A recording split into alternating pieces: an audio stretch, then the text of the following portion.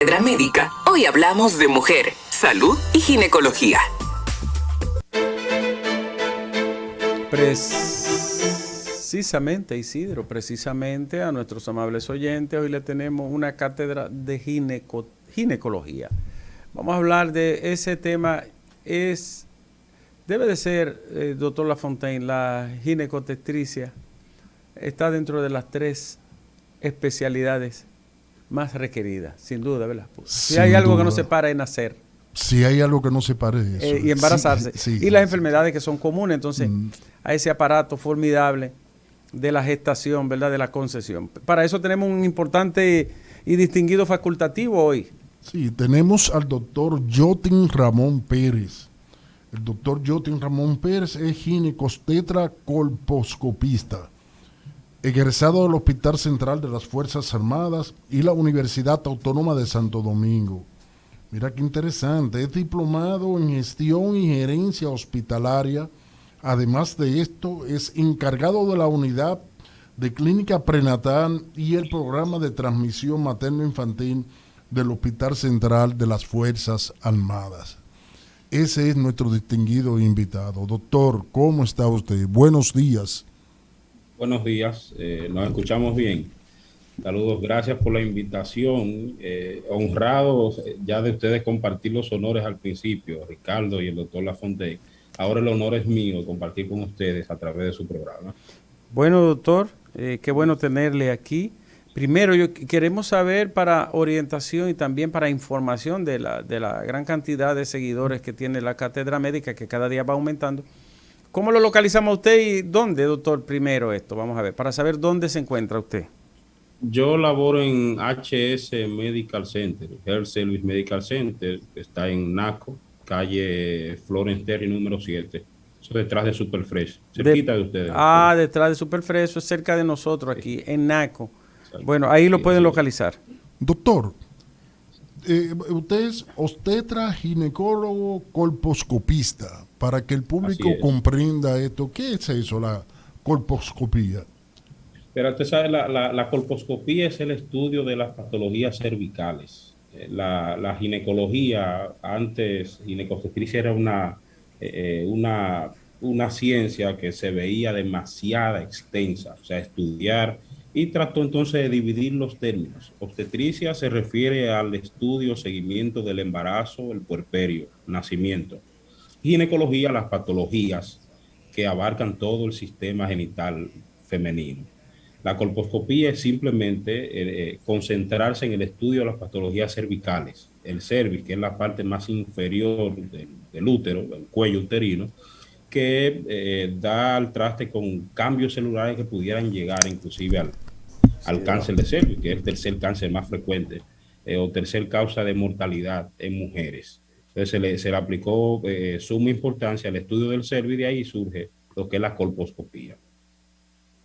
Entonces son importantísimos ahora que hay precisamente programas para la reducción del cáncer del cervix.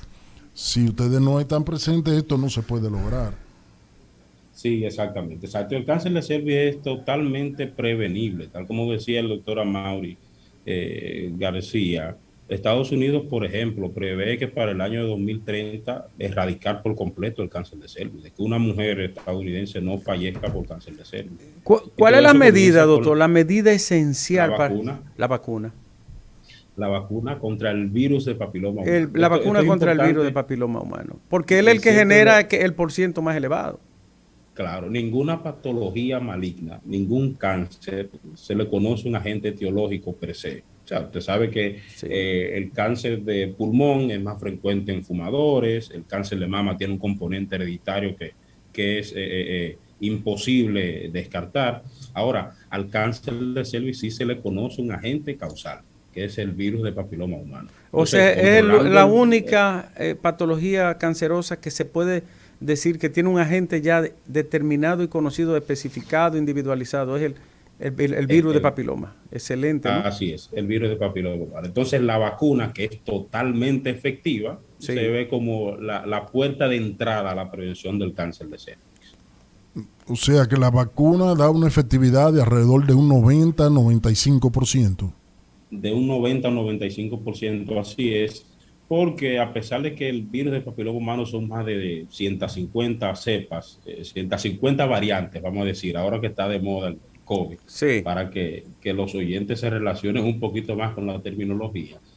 Se ha visto que la mayoría de los cánceres de cervix están asociados a ciertas cepas específicas. Entonces, el esfuerzo a las investigaciones se han hecho a esas cepas que están ahí, que son la 16, 18 y la 45, que se Bueno, ven Julio, menos proporciones. debo decir que Lisa está con nosotros en el Zoom, ¿no? sí, Lisa está Y con nosotros. Lisa, ¿está por así ahí? es, doctor. Estamos por aquí, contentos de poder seguir interactuando con ustedes en este espacio y con el doctor Jotin Ramón Pérez, con un tema muy interesante el día de hoy. Hoy vamos a hablar sobre infecciones No te vaginales. escucho. El doctor no te escucha, Lisa. Vamos a hacer el ajuste. Quédate ahí un segundo. El doctor Lafontaine, adelante. sí, una pregunta. ¿La mujer se debe vacunar a cualquier edad o hay una edad específica para poder conseguir ese nivel de efectividad? Se puede vacunar a cualquier edad. O sea, una mujer en edad fértil, no importa la edad. Estamos hablando de hasta los 40, 45 años. Sí, sí es más efectiva cuando inicia a temprana edad. Es decir, siendo niña. La recomendación de la vacuna contra el virus del papiloma humano debe comenzar a los 9 años, por lo menos. Que ahí se asume que todavía la paciente no ha estado en contacto con el virus, de una forma que sea. Ahora, una vez una mujer adulta inicia su vida sexual activa, es imposible determinar si ha estado en contacto o no con el virus. Pero sí se acepta que desde los 9 hasta los 40, 45 años se puede colocar la vacuna. Desde los 9. Hay algunos tabúes y mitos con respecto a las niñas, las preadolescentes y el tema de la vacuna, doctor. Eso cada vez se va disipando más y más personas acuden, ¿verdad?, a vacunar a sus hijos, a sus hijas, en este caso. Sí, hay mucha resistencia, muchos tabúes, no resistencia. Yo recuerdo que hace unos años se inició como una política del Ministerio de Salud Pública la vacunación en pacientes escolares, ¿no? Y eso fue un problema. O sea, imagínense, le cayó todo el mundo encima y se dificultó un poco la vacunación. Pero hoy en día ya, por ejemplo, en mi consulta yo veo pacientes que me llevan a sus hijas a vacunar sin ningún problema. Bien. Hay otra pregunta, doctor, que surge aquí. El cáncer de cervix o el cérvico uterino tiene unas etapas. Cuando se detecta, doctor, ¿cuál es la dificultad de que haya avanzado y que tenga una etapa tardía? ¿Cómo se complica? ¿Cuáles son los pronósticos? Mira, Ricardo, el problema del cáncer de cervix, bueno, dijimos ya que la puerta de entrada a la prevención es la vacuna contra el virus de papiloma humano. Correcto. Pero nosotros tenemos una herramienta totalmente asequible, abierta, gratuita, en algunos casos, bueno, en centros privados se cobra, que es la citología o Papa Nicolau. Sí. Que se recomienda que toda paciente que inició una vida sexual se haga por lo menos una vez al año, se realice la citología. La mayoría de los cánceres cervicuterinos que yo he visto coinciden con una cosa, que es que nunca se han hecho un Papa Nicolau, nunca se han hecho una citología. Esa es una afirmación que hay que subrayarla y que amerita una repetición. La mayoría de los cánceres que usted encuentra son mujeres que no se han hecho nunca una citología común y sencilla que se llama Papa Nicolau. Papa Nicolau. Y con eso también hay tabú, pues. También. Ahora, un cáncer de cervix no debuta como un cáncer de cervix. Y ahí retomo la pregunta. Qué bueno eso. De que antes de eso hay etapas de patologías cervicales, y en eso consiste la colposcopía, por ejemplo, el estudio de las patologías cervicales, Sí. que pudieran ser precancerosas o precancerígenas y que se pueden tomar conducta para tratarlas, porque el cáncer de cervix, además de ser un cáncer, es totalmente curable, siempre y cuando se detecte a tiempo. Bueno, mi pregunta última en este tramo. El porciento, ¿en qué lugar se ocupa el cáncer de cervix detrás de lo más comunes, por ejemplo, como el de mama, ¿no? Pero sabemos que tiene una alta incidencia. Sí, sabes que la mortalidad por el cáncer de cervix es el tercero en frecuencia, pero es el quinto en mortalidad por cáncer. Tercero en frecuencia, o sea, por delante del cáncer de cervix solamente está el de mama y el de pulmón. Sí, o sea que está en tercer lugar, es frecuentísimo. Tanto en países Frecuente, pobres claro. como en países ricos de desarrollo medio también, doctor.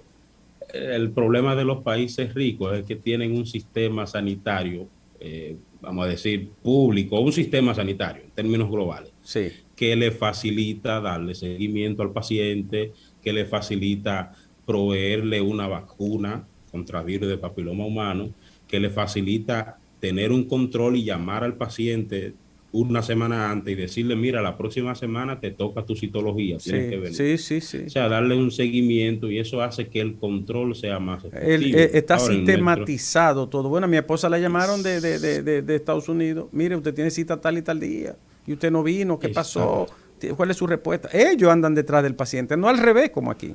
Pero, Jotin, aún así, en estas condiciones, en la condición, en el medio en el cual estamos nosotros, donde están nuestras mujeres, esto es prevenible, porque estamos hablando de una vacuna que está a la disposición y que las niñas pueden accesar a ella desde que tienen 9 años. Sí. Oigan bien, padres que escuchan este importante programa, la Cátedra Médica.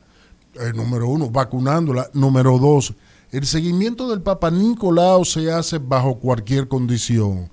Cuando digo bajo cualquier condición, no estoy hablando debajo de una mata de mango, sino que todos los centros aquí, no importando el nivel de complejidad, realizan Papa Nicolau. Y es una patología que tarda tiempo en desarrollarse. No se desarrolla de hoy para mañana. Por lo tanto, nosotros podemos bajar esa triste e infeliz estadística de estar en tercer lugar dentro de los cánceres que mata a la mujer. O sea, está a nuestra disposición como país, con el nombre eufemístico, en proceso de desarrollo. Así es. Yo sé que Sí, estamos dentro del tema porque estamos hablando de infecciones vaginales. Quizás estamos hablando de una que lleva una de las consecuencias más catastróficas. Ahora, ¿qué son las infecciones vaginales?